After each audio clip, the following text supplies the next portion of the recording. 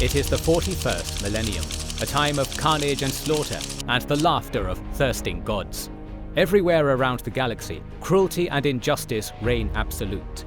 Every surviving species has had to adapt to the horrors of its age. One by one, they have seen their hope and optimism die, making way for endless, fruitless war. Humanity is but one of those species. Propped up by the will of the Emperor 10,000 years after his internment upon the Golden Throne, mankind desperately staves off extinction. Yet in an age where demigods battle in the galaxy's ashes, it is common mortals who hold the line. Today we pay homage to the forgotten heroes of the grimdark future, the backbone of the Imperial armed forces. This is the story of the Imperial Navy. And let's not forget about your story, the characters and adventures you wish you had but can't make fit with the rules of tabletop gaming systems. That's where Realm of Bassalin comes in, the sponsor for this video. This is a tabletop fantasy RPG with a focus on customization. The character you want to make, the adventures you want to have, the rules of this game are designed to support as many different ideas as possible, and then to get into the action as quickly as possible. That's done with modular skills and abilities that you could apply to any entity, and plenty of quick and easy configurations to fill out your world in the massive gamebook. It's got over 50 classes, 20 races, 200 spells, and 140 monsters, and of course you'll be adding more to that from your own imagination. To learn more, check out Realm of Bassalin with our link below. An empire is nothing without solid communications. This is doubly true for a galactic totalitarian state, with ambitions to rule one of the largest species in the Milky Way. In the 41st millennium, direct and instant communication across the stars is impossible. The astronomical distances, quite literally, see to that. As such, humanity has adapted. Most interplanetary communications are handled by astropathic choirs, with varying degrees of success. However, it is the countless ships of the Imperial fleet that comprise the physical link between mankind's worlds. Braving the horrors of the warp to reach distant stars, their sacrifice staves off the Imperium's encroaching collapse. Without them, hive worlds would starve, while other planets would secede or fall to invasion. Part of the Adeptus Administratum, the most colossal bureaucratic institution in the galaxy, the Imperial fleet is composed of three distinct elements. The smallest, the civil fleet, comprises all privately owned spacefaring craft. Usually incapable of warp travel, these vessels play little to no part in the workings of the Imperium. The second is the merchant fleet. The oldest and largest of the three branches, they do make use of warp travel, though far less frequently than the Navy. Even so, the sheer distances involved mean it may take years or decades for a vessel to complete its route. In their hands rests the fate of entire sectors, who may wait years for their only link to the wider Imperium to arrive. The third is the Navis Imperialis, or Imperial Navy. Composed of all space-worthy vessels of war, it is the military section of the fleet. Equipped with ancient, barely understood warp drives, the Navy braves the horrors of the Imperium to travel vast distances in moments. Only the Emperor, through the light of the Astronomicon and the daily sacrifice of 1,000 souls, guides them safely through their voyages. Plagued by the same institutionalized aversion to innovation as most other branches of the Imperium, the Navy has seen little significant change in the 10,000 years since its creation. After conquering Terra during the Unification Wars in the 30th millennium, the Emperor looked to the stars. His Great Crusade needed ships, but war-torn Earth could barely build enough to explore the solar system. Only Mars and Saturn could create such grand fleets. Consequently, the fledgling Imperium adopted a much softer approach than usual towards them. Thankfully, both planets would enter the fold peacefully. Their facilities would build the first official war fleet of the Imperium of Man, the Imperialis Armada.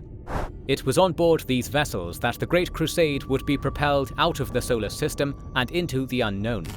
A subsection of the Imperial Army, the Armada was fully equipped to operate in any military theater, including planetary invasions. The Armada was split into massive expeditionary fleets, the greatest of which were led by one of the Primarchs. The rest were under the leadership of Mortal or Astartes officers, usually a Lord Commander and a Master of the Fleet. The Mortal crewed ships served as auxiliaries to the vessels of the Legiones Astartes. In some rare cases, expeditionary fleets could be entirely composed of unaugmented personnel. This was the case of the 670th Fleet under Lord Commander Namat Jira. While the Space Marines handled the hardest tasks, the Imperialis Armada tackled all other objectives. Their remit was large and encompassed everything from garrison duties, counterinsurgency operations, or assaulting softer targets. Whatever mission the Astartes could not or would not do fell to them. During the Horus Heresy, fully half the Imperial army, and by extension the Armada, betrayed the Emperor. At the war's end, Primarch Guilliman enacted drastic reforms. He broke up the Legiones Astartes into small chapters, drastically limiting their power and potential threat. In the same spirit, the Imperial army was replaced by two distinct branches, the Navis Imperialis, or Imperial Navy, and the Astra Militarum, or Imperial Guard.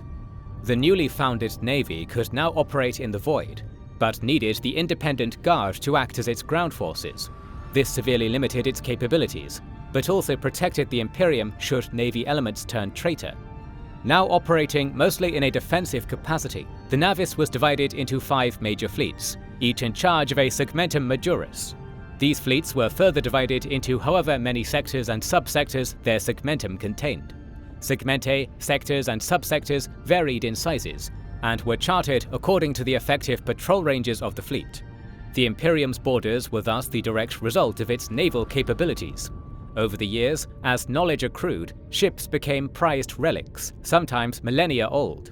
Mass production was all but impossible, and craft of the same class could sport many differences. Nevertheless, from the Great Crusade to M41, vessels were usually classified into 4 categories. These were, in ascending order, escorts, cruisers, grand cruisers, and battleships.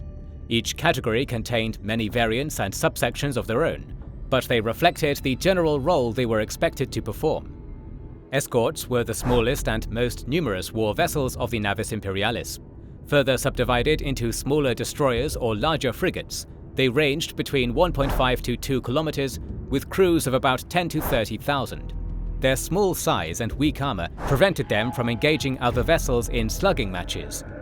Often commanded by young, hot-headed captains, they could perform many tasks, depending on their configuration. Usually they were assigned to support heavier vessels. They protected their blind spots and prevented them from being outflanked, like feeding tendrils guiding prey into a kraken's maw. Many escorts also carried out specialized missions, such as convoy protection, mine warfare, light scouting, skirmishing operations, or harrying a fleeing foe. Whilst individually weak, they were easy to produce and could overwhelm larger ships in great enough numbers. Though they rarely took center stage in song or imperial propaganda, no sane admiral would set sail without a healthy number of escorts. Those who did quickly found their formidable flagships outmaneuvered and ignominiously destroyed. The venerable sword-class frigate was arguably the most successful type of escort vessel. Sporting reliable weaponry and armor for its size, it acted as a jack-of-all-trades. Its versatility, reliability, and easy production made it a favorite even beyond the ranks of the Navy. Serving from the Great Crusade to the 41st millennium, it was adopted by the Navis Imperialis, the Mechanicus, the Astartes, and many a rogue trader. It is a testament to the ship's design that so many branches of the Imperium saw fit to adopt it for their own purposes. The next category was the cruiser, further subdivided into light and standard cruisers. Ranging from 4.5 to 5 kilometers and carrying anywhere from 60 to 100,000 crewmen, these vessels dwarfed the escort class. Light cruisers were marvels of ancient technology. Only slightly slower than frigates, they were far more capable in prolonged engagements, balancing speed, maneuverability, defense, and firepower. As such, they were true workhorses of any Imperial fleet. Their primary duty was to act as the eyes and ears of the Navy. Though escorts could outrun them, they could not outlast them. Unlike smaller vessels, a light cruiser's fuel reserves could last for years, making deep void scouting a natural role for them. This required experienced captains with patience to spare and an independent mindset. Light cruisers were often the largest vessels in anti-piratical or anti-escort operations, as a bigger ship would be wasted on such activities and could fail to catch its prey. While it took the gravest and rarest of threats for a grand cruiser or a battleship to see action, light cruisers were constantly on patrol, guarding the innumerable Imperial shipping lanes from the Xenos, the Witch, and the Heretic. Larger ships had more storied pedigrees, but if the light cruisers failed in their duty, the Imperium would starve. The Dauntless-class light cruiser was one of the most popular designs in this category. Though lacking in prow armor, it made up for this shortcoming with blinding speed and ferocious firepower for its size. Besides its side batteries, the Dauntless sported several torpedo tubes and prow-facing lance batteries for quick in-and-out attack runs. Whilst a light cruiser could hold its own in combat, the first truly dedicated fighting vessel was the standard cruiser. In battle, after the escorts and light cruisers were done skirmishing, the cruiser was expected to form a line with its larger counterparts and slug it out with the foe. Heavily armed and armored, they sacrificed speed and maneuverability for firepower and armor. Usually between 4 and 6 kilometers in length and carrying crews of 80 to 100,000 men, they were an essential bridge between the cruiser class and the grand cruisers. Though slow for their medium size, they were designed to operate in pairs and engage vessels equal or larger than them. They could also support the wider fleet, carry out reconnaissance in force, raid heavily defended targets, or establish orbital blockades. Owing to these facts, cruisers were the true fighting backbone of the Navy, filling the perfect niche in size, numbers, and guns. Among the countless variants of cruisers, the Lunar class was the most beloved. Dating back to the days of the Emperor, it was the only warship to be universally adopted throughout the Imperium. As such, even though other ships outclassed it, it was the face of the Imperial Navy. Excelling in medium to close-range engagements, its true strength lay in its uncomplicated production. Lunar classes could be constructed even on worlds unequipped for shipbuilding operations. It was a true blessing for the Imperium not to have to rely on a precious forge world to build one of these crafts.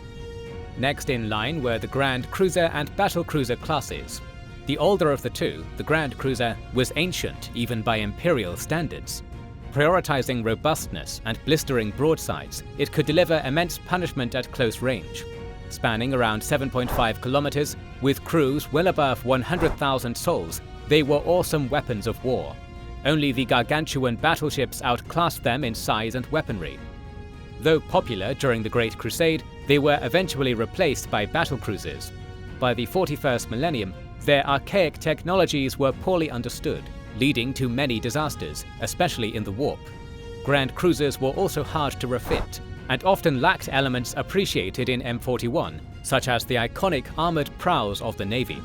Furthermore, most were designed for close-quarters battle, rather than the longer ranges favored by the modern Imperium. As such, what few Grand Cruisers remained seldom saw action, due to their reputed unreliability. In their glory days, they were used for different roles. They mainly acted as line breakers, a tactic that largely fell out of favor through the years. Racing for the middle of the enemy formation, they sustained heavy damage before unleashing their broadsides at the opportune moment. Besides that, they could also carry out long-range patrols and solo raiding missions. Some Grand Cruisers, like the Exorcist class, also functioned as fleet carriers, launching swarms of attack craft from their flight bays. This gave them flexibility against both larger and nimbler targets. The Avenger-class Grand Cruiser was considered the exemplar of its type. Sporting 2 decks of macro batteries on each side, several kilometers long, it was a quintessential linebreaker. If successful in its approach, it could confidently outgun most voidcraft in the galaxy. Few of these venerable vessels survived the centuries of punishment their roles subjected them to. Those who did bore the scars of thousands of battles across millennia of service. Battle cruisers, for their part, were specifically designed to replace their older counterparts. The Imperial Navy still needed a bridge between the larger battleship and the standard cruiser. The former was too rare and precious to risk, the latter too small to act as a flagship. As knowledge continued to decline, the Mechanicus scrambled to find a solution. This new type of warship needed to be simpler to operate and manufacture and more reliable than the Grand Cruiser. By M36, the Age of Apostasy saw another disastrous loss of knowledge in the Imperium. Unable to innovate, the priesthood of Mars instead merged the proven designs of standard cruisers with those of battleships. Though makeshift, this solution proved highly successful. The Navy could now field the firepower of a battleship in the smaller hull of a cruiser at immense ranges. As such, battle cruisers were often used as flagships for entire sector fleets. Usually smaller and less armored than Grand Cruisers, they could reach some 5 to 6 kilometers in length with about 100,000 voidsmen. Meant almost entirely for ship combat, they could fill many roles. The Mars class, while difficult to produce, showcased all of these. Designed to meet every possible scenario, it sported formidable weapon batteries on its flanks, several launch bays for attack craft, as well as a mighty Nova cannon on its prow. The cannon allowed for single-shot kills at vast distances, while its bays and batteries deterred any enemy from coming too close. Though largely discontinued, it proved its worth in every theatre of operation. Finally, we come to the pinnacle of human naval engineering and the pride of the Navis Imperialis, the mighty battleship. These behemothic vessels were the Navy's equivalent of Emperor-class Titans, and were fully capable of annihilating fleets and worlds on their own. Created in the barely remembered years of the Emperor or the Dark Age of technology, their inner workings were arcane and misunderstood in the extreme. It was exceedingly rare for one of these Void Titans to be constructed, and their preservation was a military and religious priority. When called to war, they were treated as holy relics, and almost always acted as the flagships of their fleets. As such, they were equipped with powerful auger and sensor arrays to improve their command and control abilities. Their size varied greatly. The average battleship, if such a term can even be used, ranged between 8 to 10 kilometers. Some, however, like the Gloriana class, far exceeded that number. The Invincible Reason, flagship of Primarch Lionel Johnson, measured more than 28 kilometers in length. As for their crew, they could vary anywhere between 25,000 to a staggering 3 million. They were, in all essence, flying cities, where generations of Voidsmen were born, lived and died, sometimes without ever setting foot on a planet. Sporting the heaviest armament of any other class, their sole role was to bring wrath and ruin to the Emperor's foes. Their painfully slow speed and sluggishness, however, made them unsuitable for any other role. Because of these drawbacks, they relied heavily on escorts and cruisers to keep them safe. Depending on their armaments, battleships could act as mighty fleet carriers, powerful long-range weapon platforms, or medium-range sluggers. Though by M41 the Emperor and Retribution classes were the most common battleships still in service, we will focus instead on the Oberon class for its immense versatility. Exceedingly rare and considered inferior to many other classes, the Oberon was constructed as a jack-of-all-trades, and could in theory operate in most scenarios without escort and cruiser support. It achieved this feat by adopting most weaponry found in other battleship classes, with the exception of the mighty Nova Cannon. The drawback was that it lacked any true specialty, and was thus overall limited in its firepower. The Oberon sported 2 launch bays on its sides, each holding 2 squadrons of attack craft.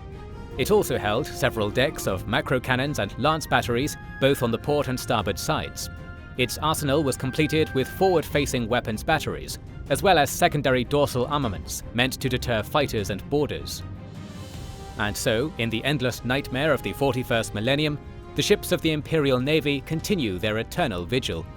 Across the void, aboard vessels older than human memory, generations of Voidsmen toil, serve and die unseen by the people they protect. Without them, the Imperium of man would fall to anarchy, madness and chaos. Without them, the dreaded days of old night would return. In an age of gods and monsters, it is not only heroes who preserve mankind, but trillions of dutiful souls following their captains into the warp itself in the name of the Emperor.